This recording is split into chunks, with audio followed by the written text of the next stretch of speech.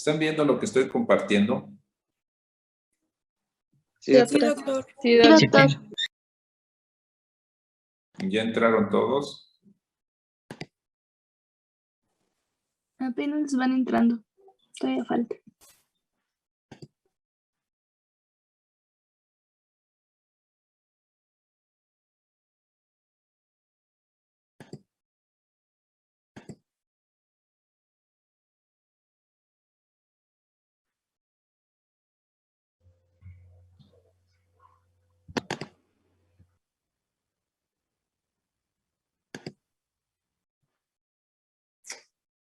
Bien, vamos a empezar entonces. Como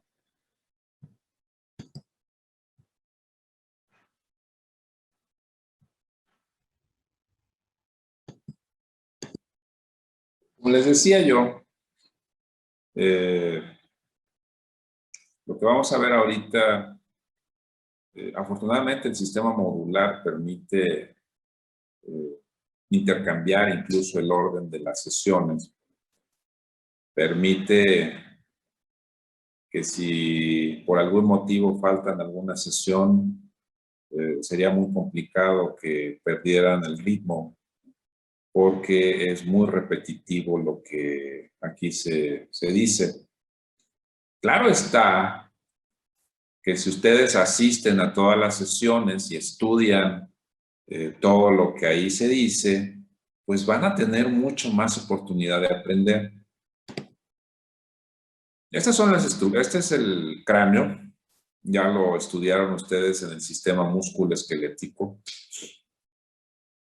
Está formado por los huesos del cráneo, por los huesos de la cara, y entonces se forma la cavidad craneal donde se aloja el cerebro y todas sus estructuras. Si ustedes se dan cuenta, es una de las estructuras más protegidas del cuerpo humano. Nacemos y todos estos huesos al momento del nacimiento no están unidos, de hecho se traslapan al pasar por el canal del parto.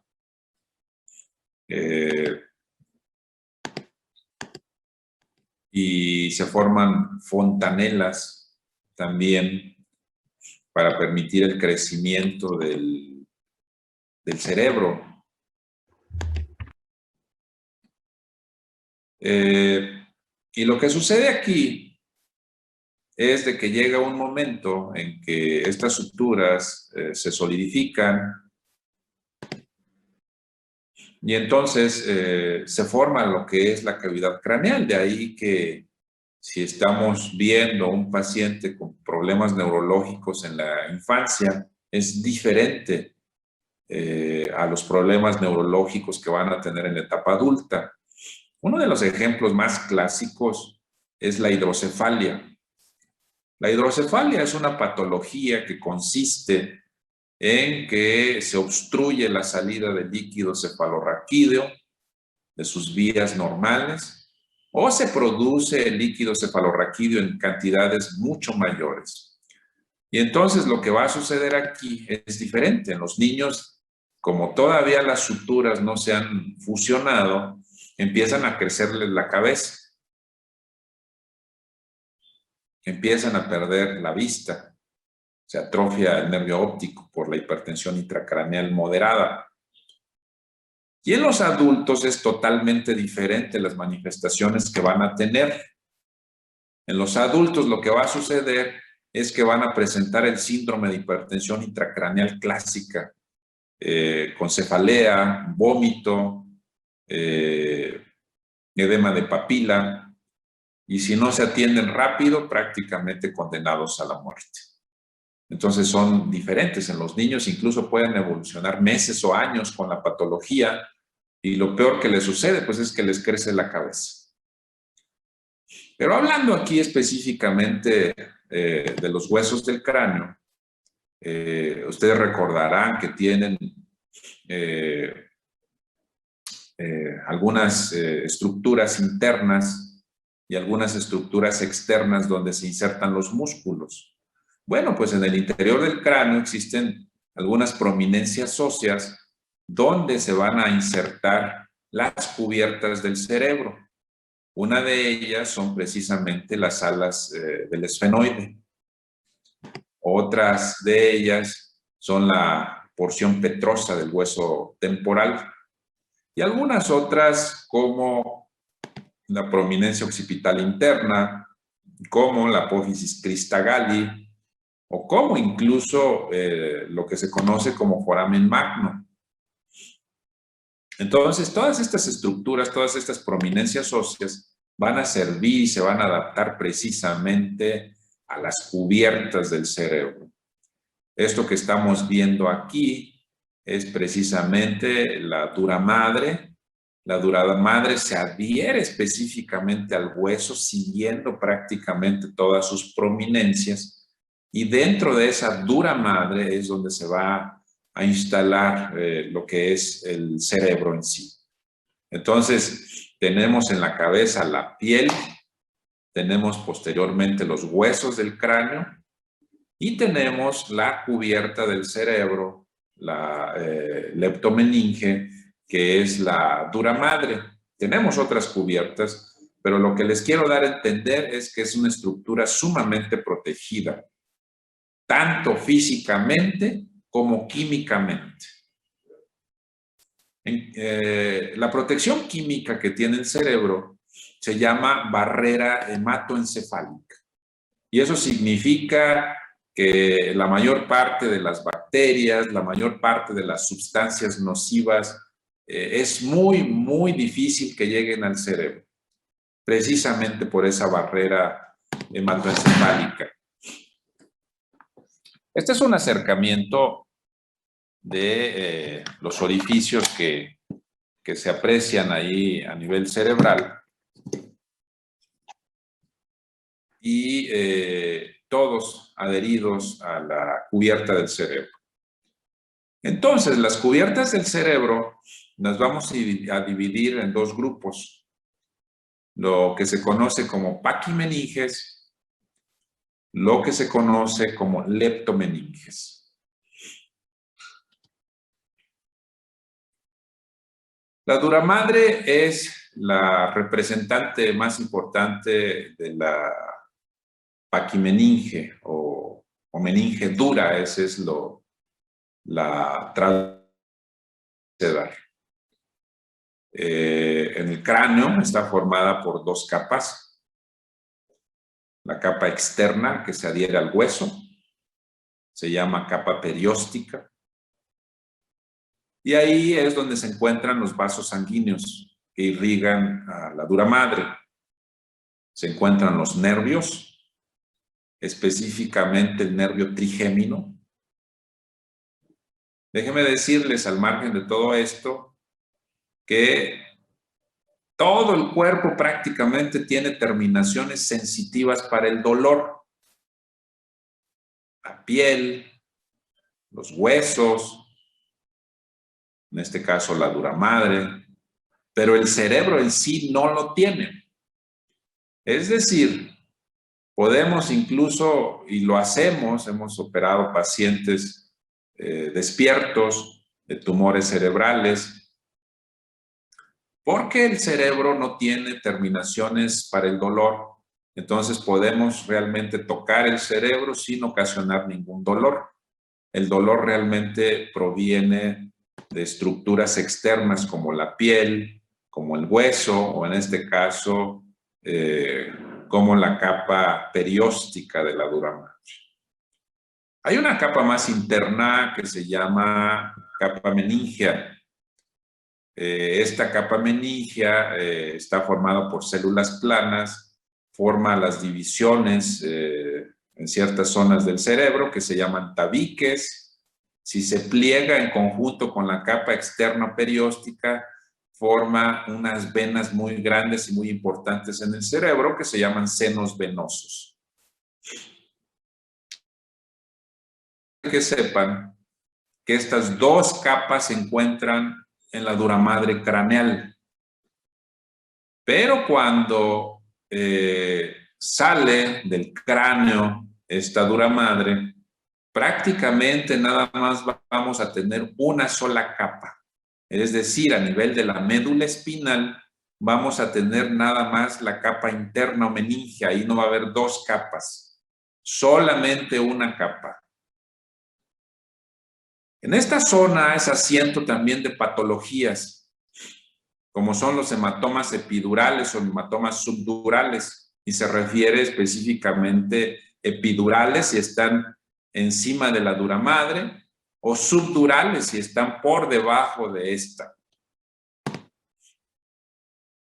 Los repliegues que les decía que hace la dura madre, más importantes en la línea media, son la hoz del cerebro, la tienda del cerebelo, que divide la cavidad craneal en una cavidad supratentorial o infratentorial, relacionado precisamente a la tienda del cerebelo.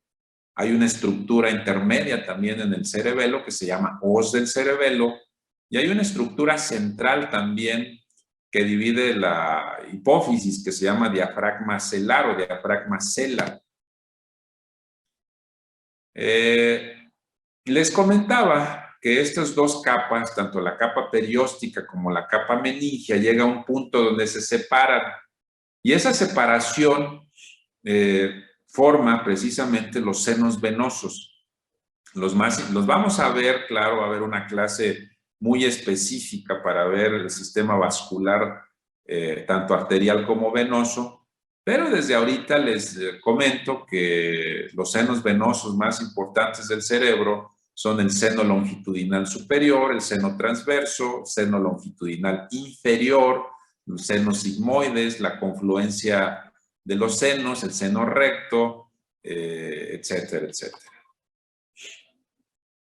Esta es una representación, vemos acá la piel cabelluda, vemos el hueso, vemos en esta zona donde está el cursor las dos capas de la dura madre, la capa perióstica y la capa meningia.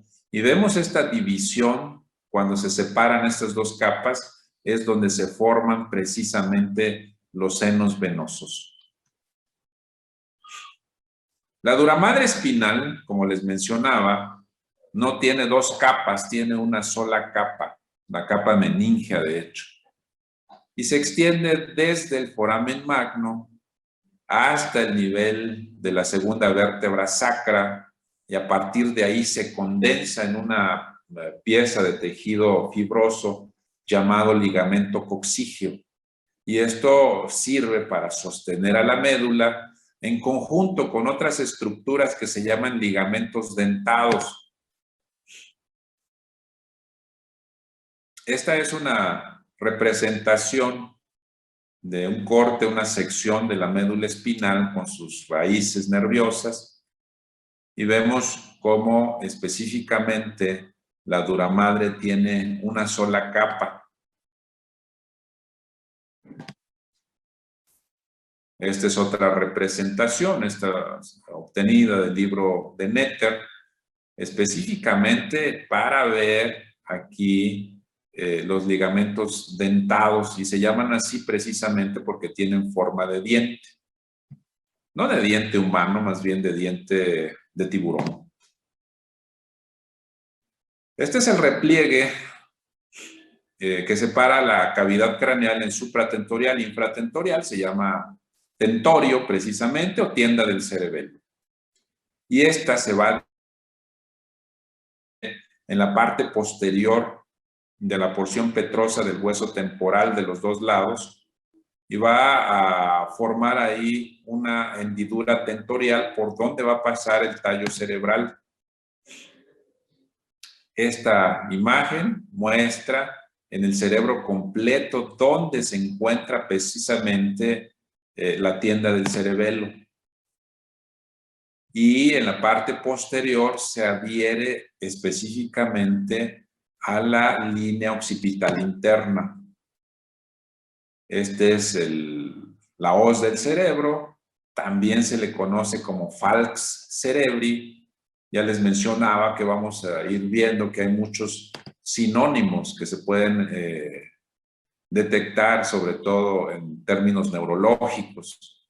La apófisis Christagalli, donde se inserta precisamente en su porción anterior la hoz del cerebro. Y esta hoz del cerebro prácticamente atraviesa los dos hemisferios hasta el cuerpo calloso. Divide precisamente los dos hemisferios. Las meninges suaves, llamadas también leptomeninges, están formadas por dos capas. Una capa que está adherida al cerebro se llama pía madre, y que a su vez tiene dos capas. La pía íntima, que se mete incluso en la profundidad de los surcos, y una capa epipial muy, muy delgada, prácticamente transparente. Y tenemos otra capa intermedia entre la pía madre y la dura madre, que se llama aracnoides. Esta aracnoide se llama así precisamente por su aspecto, en forma de telaraña. En esa estructura circula el líquido cefalorraquídeo y circulan los vasos sanguíneos y las arterias más importantes del cerebro. Y sin embargo, no se vayan a confundir. A pesar de que ahí circulan las arterias más importantes del cerebro, estas arterias no le dan irrigación a la aracnoides. La aracnoides se considera una capa avascular, pero no porque no contenga las arterias, sino porque la capa en sí no está irrigada. Ahí pasan las arterias, pero la capa en sí no está irrigada. No quiero que se vayan a confundir en esta parte. Entonces, dentro del aracnoide se encuentra el líquido cefalorraquídeo y hay zonas del aracnoides que se hacen muy grandes y se llaman cisternas aracnoideas, y hay zonas del aracnoides que penetran a los senos venosos y estos se llaman granulaciones aracnoideas. Les voy a regresar un poquitito para que vean las granulaciones aracnoideas. Vean ustedes en esta imagen, les mencionaba que la dura madre se separaba y formaba los senos venosos por donde corre sangre venosa. Y esta estructura intermedia que marca el cursor es precisamente la aracnoides. Aquí pasa el líquido cefalorraquídeo y tiene unas prominencias digitales que se meten al seno venoso y se llaman precisamente granulaciones aracnoideas. También se les conoce como granulaciones de Pacchioni. Aquí es en esta zona donde se absorbe el líquido cefalorraquídeo. Entonces, el líquido cefalorraquídeo se está produciendo y absorbiendo constantemente. Más o menos en un adulto se producen y se absorben en 24 horas alrededor de 1.300 a 1.500 mililitros de líquido cefalorraquídeo. Entonces, este se produce en una zona de los ventrículos que se llaman plexos coroides y se absorbe aquí en estas granulaciones aracnoideas. Entonces, seguimos donde estábamos. ¿Hasta aquí hay alguna duda? Disculpe, doctor, ¿cree que pueda repetir en dónde es donde se produce? Se producen unas estructuras vasculares que se llaman plexos coroides.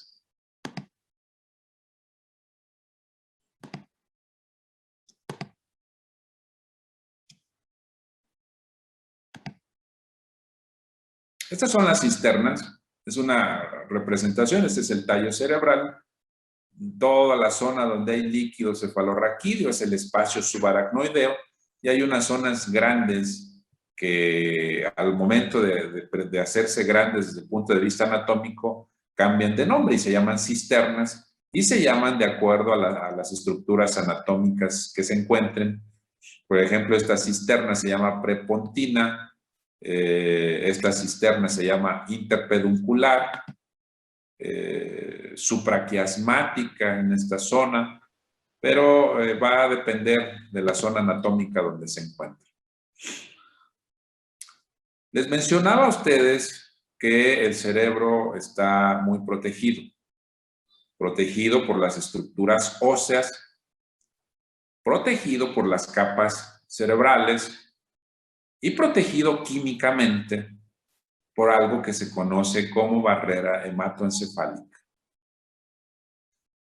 Esta barrera hematoencefálica, quiero que lo entiendan desde ahora, no es una estructura anatómica como tal, sino más bien una estructura fisiológica. se encuentra formada por el endotelio vascular, por la membrana basal de las neuronas, por la membrana neuroglial y los pedículos perivasculares gliales.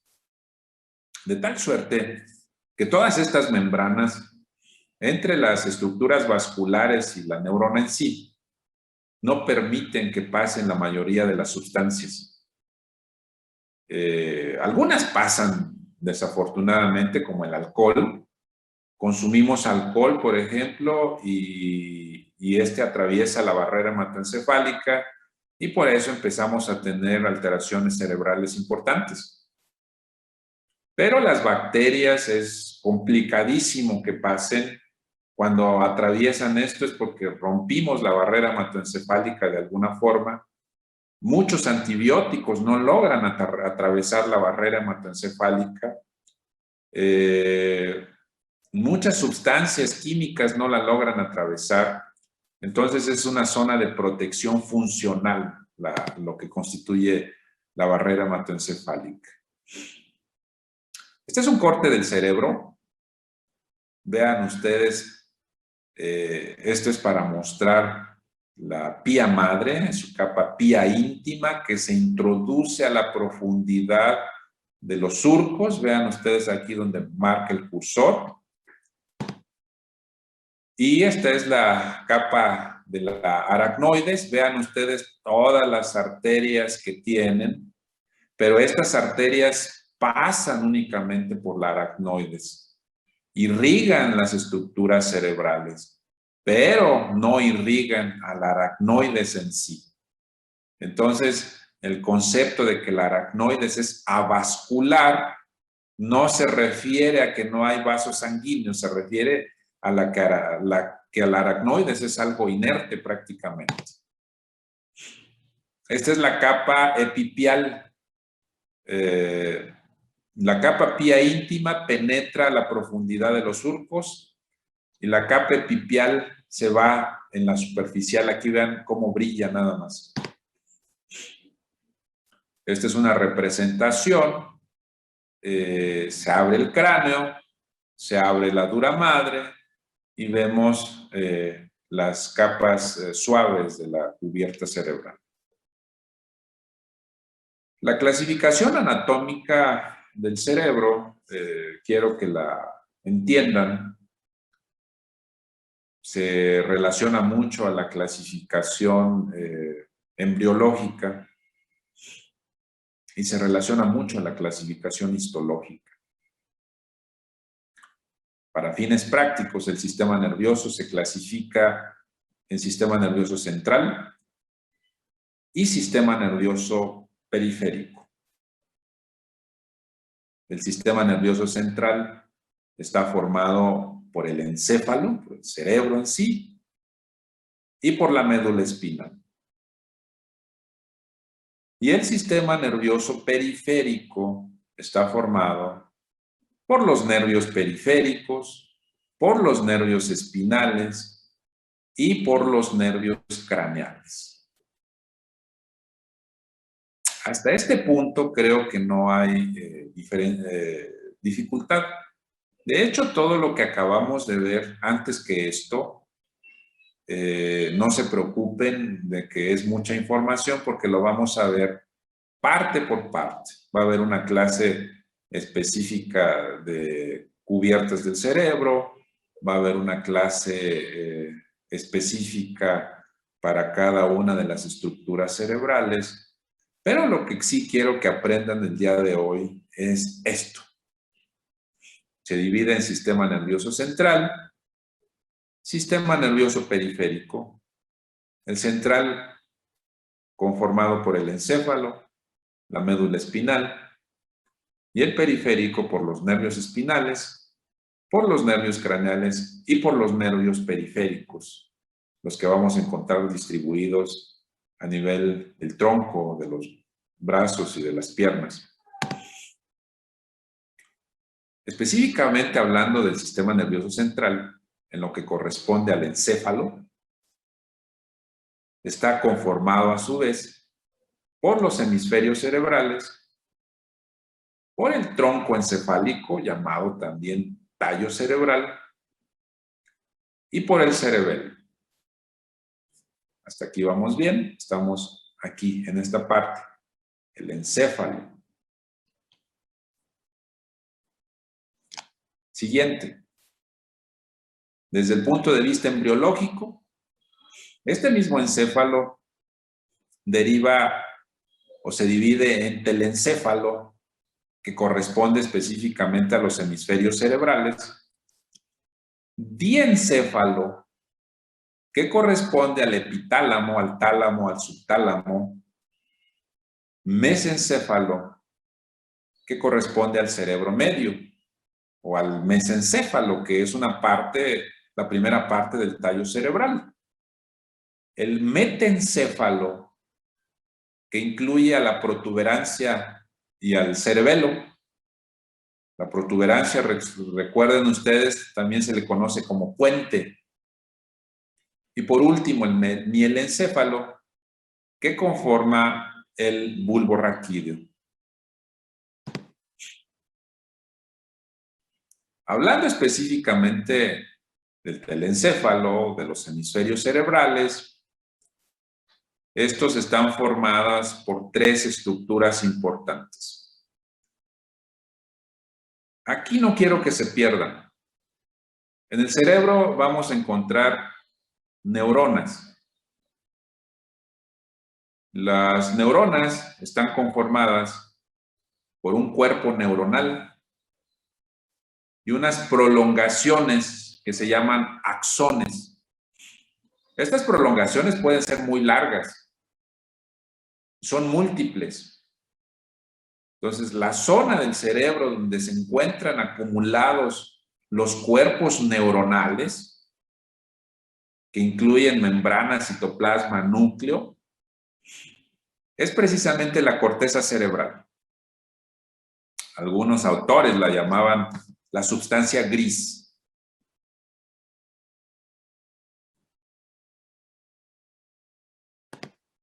La otra parte del cerebro, conformada por los axones, las prolongaciones de las neuronas, forman la sustancia blanca.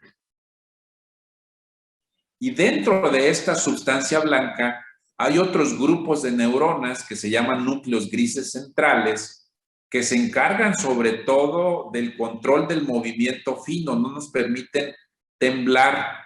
Cuando se presentan estos temblores es porque hay una afección de estos núcleos grises centrales y todas las patologías derivadas como la corea, de Sydenham, de Huntington, la enfermedad de Parkinson, etcétera, etcétera.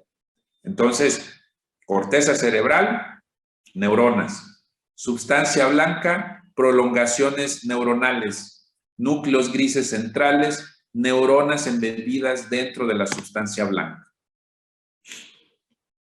Si lográsemos medir toda la corteza cerebral, se calcula que tendría aproximadamente 0.76 metros cuadrados de superficie, si la lográsemos extender. Solamente un tercio de esta superficie es libre, la mayor parte se introduce en estructuras que se llaman surcos o cisuras. La corteza cerebral es más gruesa en la parte superior, 1.5 a 4.5 milímetros, es más delgada en la profundidad de los surcos. Esta es una estimación inicial de hace 10 años de que había 4,000 millones de neuronas. Cálculos más recientes mencionan prácticamente alrededor de 80,000 millones de neuronas. Recordar que el peso del cerebro no corresponde con la inteligencia. Normalmente en el hombre pesa más, en la mujer pesa menos. El cerebro de Albert Einstein, por ejemplo, pesaba menos que el promedio y sin embargo la cantidad de neuronas por gramo que existían en su cerebro era mucho mayor que la del promedio de la población. Entonces el peso del cerebro en sí no determina la inteligencia. Dentro de las neuronas vamos a encontrar que existen diferentes tipos de neuronas. De hecho, forman capas de la corteza cerebral. Y estos diferentes tipos de neuronas pueden ser piramidales, pueden ser estrelladas o granulares, pueden ser alargadas, que se llaman fusiformes, pueden ser un poquito más planas, se llaman células horizontales. Y hay un tipo específico que fue descrito por Martinotti, se llaman precisamente células de Martinotti. Eso lo van a ver con mucho más detalle cuando vean histología, de tal suerte que el arreglo de todos estos grupos celulares hacen que la corteza cerebral tenga 6 capas, una capa molecular, una capa granular externa, piramidal externa, granular interna, piramidal interna y multiforme. Estamos hablando de la capa superficial, la molecular, a la capa profunda llamada multiforme. Estos son los cuerpos neuronales y todas estas son prolongaciones axónicas. Cuerpos neuronales, corteza cerebral, sustancia gris, prolongaciones axónicas, sustancia blanca. Hace mucho tiempo existió un médico, histólogo, de nombre Corbinian Brodmann, que se aplicó a analizar el cerebro, específicamente la corteza cerebral, para ver las características de las células. Y se adentró un poquitito más estimulando las diferentes zonas, pero más por clasificación histológica, y descubrió que había 52 zonas corticales. Fue muy criticado inicialmente porque dentro de estas 52 zonas corticales utilizó prácticamente cerebros de chimpancé. Entonces, de ahí que la mayor parte de estas zonas corticales las van a encontrar en el ser humano, pero algunas no son propiamente de la corteza humana, sino más de chimpancé. Entonces, si analizamos la corteza cerebral, todas estas zonas son las que describió Brodmann y hoy por hoy siguen utilizándose, sobre todo ciertas zonas, la zona motora, la zona sensitiva, la zona del lenguaje, la zona de la audición, la zona de la vista, como vamos a ver a continuación. Esta lista quiero que se la aprendan y sin embargo no tengan mucho pendiente el día de hoy, porque conforme vayamos viendo cada una de las estructuras cerebrales, vamos a ir describiendo también las áreas de Brodmann. Si vemos lóbulo frontal, vamos a ver las áreas de Brodmann que ahí se encuentran. Si vemos lóbulo temporal, occipital, igual va a suceder. Pero sí quisiera que de todas formas las tuvieran en consideración, las fueran haciendo una lista para que no se pierdan mucho, por favor. Entonces, aquí están numeradas y están arregladas en forma ascendente, pero eso no tiene absolutamente nada que ver ya con la distribución anatómica, porque anatómicamente van a encontrarlas totalmente desordenadas. Pero aquí se las acomodé de forma ascendente. No se vayan a confundir porque no van a encontrar el área 49, 50 y 51. Si buscan en sus libros de anatomía humana no van a encontrar estas áreas, porque estas áreas, repito, eran específicas de los cerebros de chimpancé. Muy bien, entonces el encéfalo ya habíamos visto en qué consistía. La sustancia blanca son formadas por prolongaciones axónicas Y estas a su vez forman fibras de proyección, fibras de asociación y fibras comisurales. Todas las neuronas se conectan unas con otras. Las fibras de proyección más importantes es la corona radiada, la cápsula interna y el tronco encefálico. Entonces hay fibras que van, por ejemplo, del área motora hasta la punta de los dedos de las extremidades superiores e inferiores. Y estos son fibras de proyección sumamente grandes. Quiero decirles que se va a terminar el tiempo de Zoom, entonces vamos a salirnos y vamos a conectarnos otra vez, ya casi terminamos.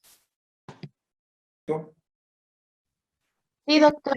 Sí, doctor. Entonces, estamos viendo la sustancia blanca, estamos viendo las fibras de proyección, y las fibras de proyección, les mencionaba, son la corona radiada, la cápsula interna, el tronco encefálico, incluso los haces descendentes a nivel de médula espinal.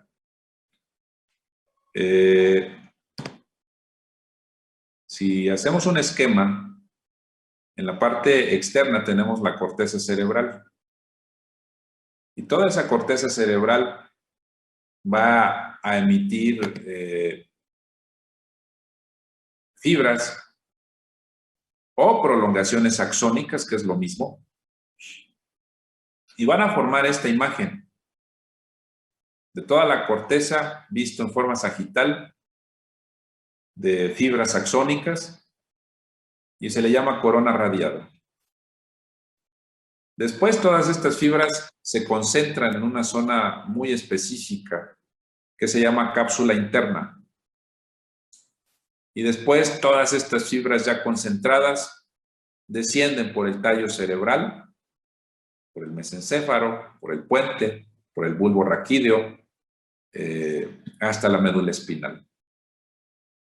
Entonces, a estas partes de la sustancia blanca se le llaman fibras de proyección. Son muy largas. Hay otras fibras más cortas que se llaman fibras de asociación y estas a su vez se dividen en cortas y largas.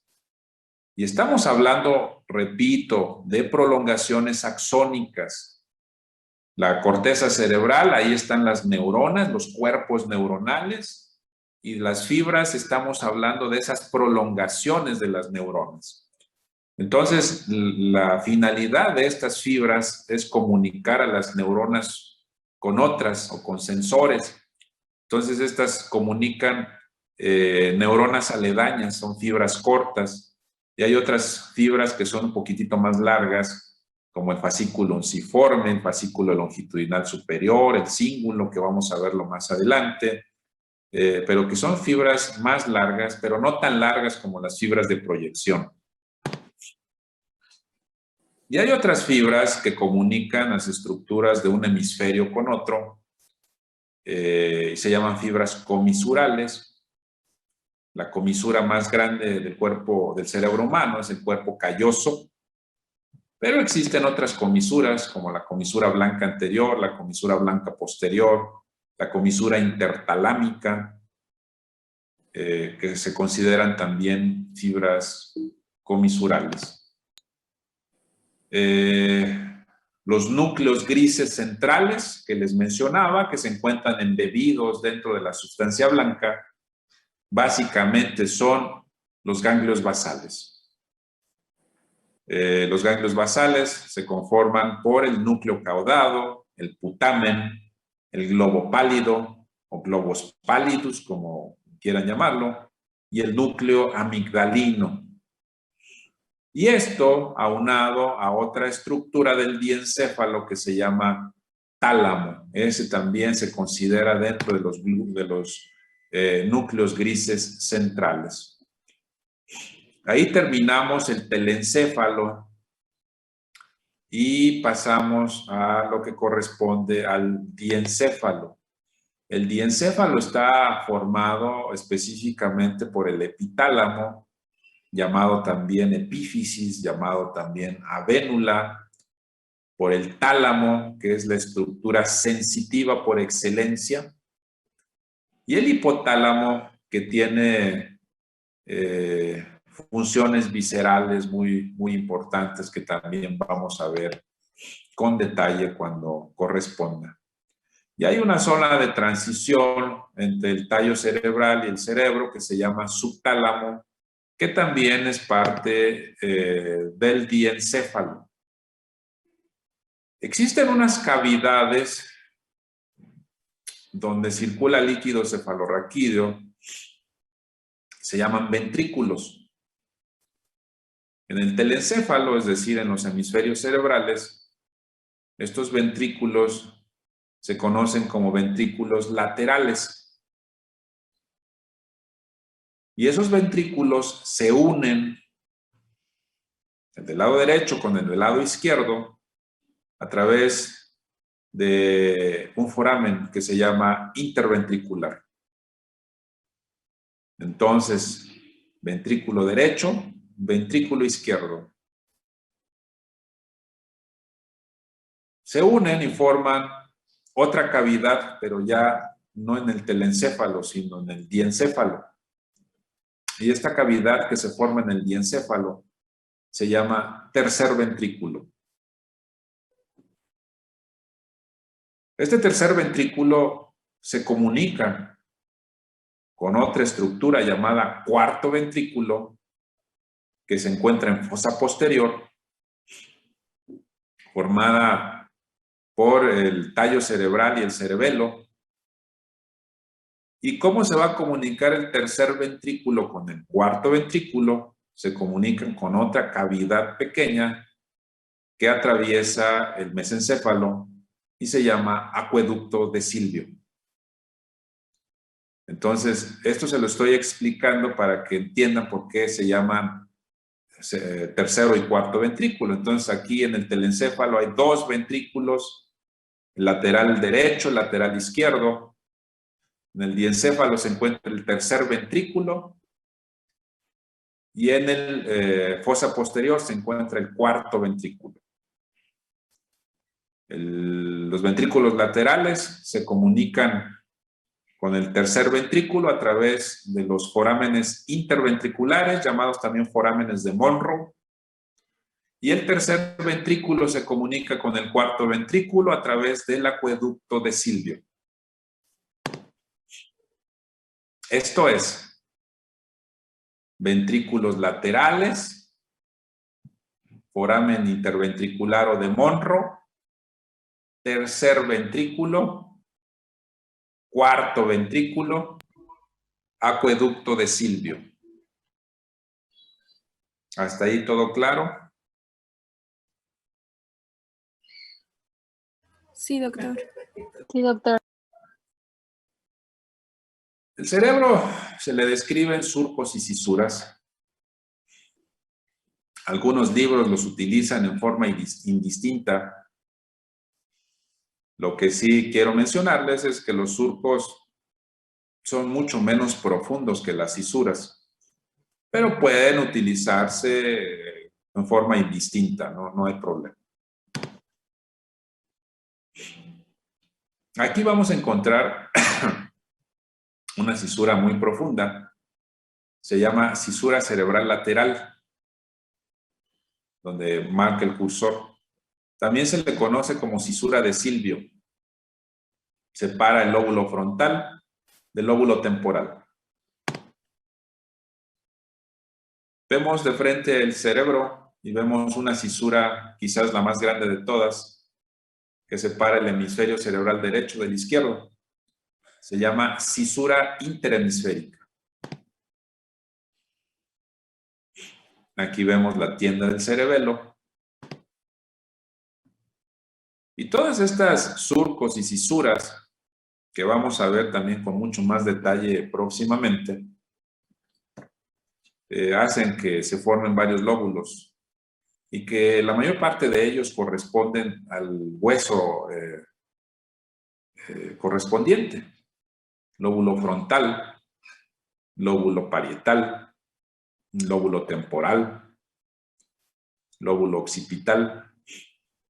Si separamos el lóbulo frontal y el temporal, vamos a encontrar en la profundidad la ínsula de Reil, entonces se conoce como el lóbulo insular. Y algunos libros van a encontrar la formación del lóbulo límbico, pero el lóbulo límbico, sistema límbico, no es una estructura anatómicamente conformada como el resto, sino el lóbulo límbico va a tomar parte del frontal, parte del temporal, parte del parietal, pero eso lo vamos a ver con mucho más detalle. Les pido entonces que hasta ahorita se den cuenta de que existe frontal, parietal, temporal, occipital e insular. Y dejamos un poquitito atrás el lóbulo límbico, que lo vamos a analizar con mucho más cuidado. Y que tiene mucha repercusión, sobre todo en patología psiquiátrica. Cisura de Silvio, ya les había mencionado, cisura cerebral lateral, surco central, llamado también surco de Rolando. Hacia adelante de este surco de Rolando y por encima de la cisura de Silvio se encuentra el lóbulo frontal, hacia abajo el lóbulo temporal, posterior al surco de Rolando se encuentra el lóbulo parietal y no hay una separación específica entre el parietal y el occipital, sino es una línea imaginaria que va entre esta zona que se llama escotadura preoccipital y la prolongación de la cisura parieto-occipital. Entonces, en esta zona se encontraría la división entre parietal y occipital. A esto me refería. Por la parte interna, lóbulo frontal, la prolongación del surco de Rolando, surco cerebral central, la cisura parieto-occipital, que no se alcanza a ver en la cara externa en forma total, y aquí se divide en frontal, parietal y occipital. De una vez aprovechamos para ver esta estructura, que es las fibras comisurales, que es el cuerpo calloso específicamente, y esta estructura central aquí, que es el tálamo. ¿Alguna duda?